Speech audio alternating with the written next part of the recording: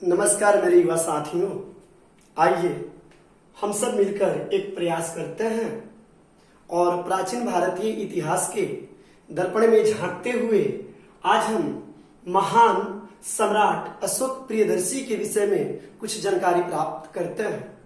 दोस्तों, मौर्य वंश की स्थापना बिंदुसार के माध्यम से किया गया था। बिंदुसार के उत्तराधिकारी सम्राट अशोक उभर कर सामने आए और इनका राज्यारोहण 269 ईस्वी पूर्व में हुआ। इनकी माताजी का नाम सुभद्रांगी था और इन्होंने 261 ईस्वी पूर्व में कलिंग पर विजय प्राप्त की थी।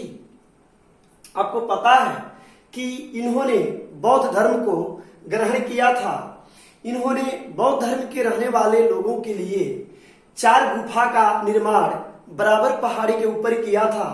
वे गुफा कर्ज, चौपार, सुदामा और विश्व झोपड़ी के नाम से विख्यात हुए, प्रसिद्ध हुए।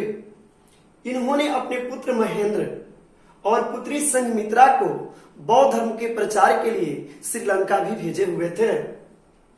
इन्होंने अपने जीवन काल में स्तूपों की संख्या यानी कि 84,000 स्तूपों का निर्माण कराया था। सम्राट अशोक ने शिलालेखों की शुरुआत की और इनसे ही शिलालेखों की उत्पत्ति मानी जाती है। तो इन्होंने अपने शासनकाल में कुल 14 शिलालेखों का निर्माण कराया था। ऐसे 1750 ईस्वी में कुछ भूतत्व वैज्ञानिकों ने शिलालेखों की खोज की और इनके शिलालेख को पढ़ने वाला पहला व्यक्ति जेम्स प्रिसेप था, जिन्होंने 1837 ईस्वी में उसे पढ़ सका। इनके द्वारा निर्माण कराए गए स्तंभ लेखों की कुल संख्या 7 है। शासन को चलाने के लिए ये मंत्री परिषद का निर्माण किए थे, जिस मंत्री परिषद में 12, 16 और 20 यानी अंतिम 20 सदस्य रखे जाते थे। इनके तीर्थ यानी कि अर्थव्यवस्था को संचालित करने के लिए, शासन को देखने के लिए एक मंडली का निर्माण किया गया था, जिसे तीर्थ कहा जाता था। उसके हेडों को महापात्र कहा जाता था। उनकी संख्या कुल 18 थी। इनका जो शासन व्यवस्था था, जो मौर्य वंश था, कुल 5 प्रांतों में बांटा हुआ था, जिसे हम चक्र के नाम से जानते हैं। प्रांत का जो शासक हुआ करते थे उन्हें कुमार कहा जाता था। प्रांत का विभाजन विषय में किया गया था और विषय का संचालन करने वाले विषयपति कहलाए। उन विषयों का भी बंटवारा ग्राम में किया गया था और जो ग्राम का प्रधान होता था उसको ग्रामिक कहा जाता था। यह सर्वविदित है कि 10 ग्राम को मिलाकर एक ग्रामिक शासन करता था। कर की व्यवस्था थी, यानी बिक्री कर का 10वां भाग कर के रूप में लिया जाता था और जो कर चोरी करता था उन्हें राष्ट्रद्रोही घोषित करके उन्हें मृत्युदंड की सजा दी जाती थी।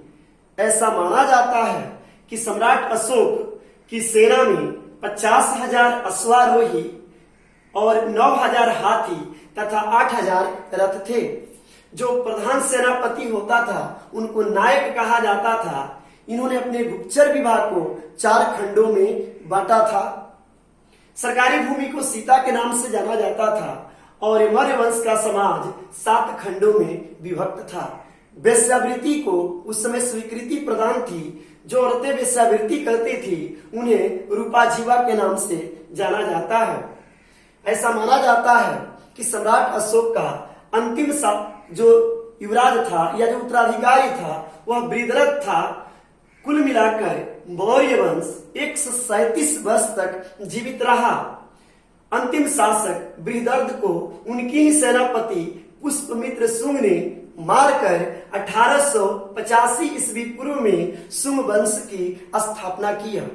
साथियों, आपने संक्षेप में सम्राट अशोक के विषय में जानकारी प्राप्त की। इतिहास के दर्पण में इतनी बातें यदि आप अपने मन मस्तिष्क में रख लेते हैं तो आने वाला कल आपका होगा। इसी हौसला के साथ, आशावादी विचार के साथ मैं आर के निराला जी आप सबसे विदा लेता हूँ। नमस्कार।